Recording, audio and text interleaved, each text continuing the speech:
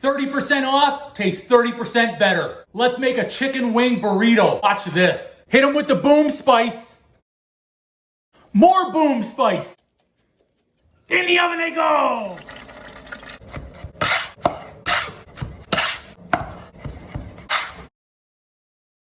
Remember, to bone these, use our push and pull method. Grip it, push it, pull it, pull it. And just make sure you get out that little piece of gristle at the bottom. It's a sin not to test one.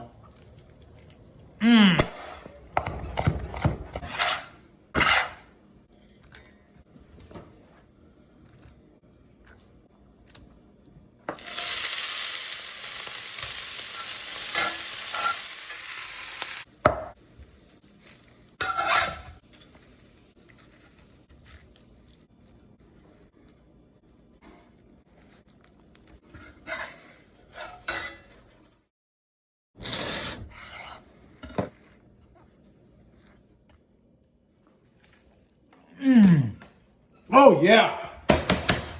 Boom!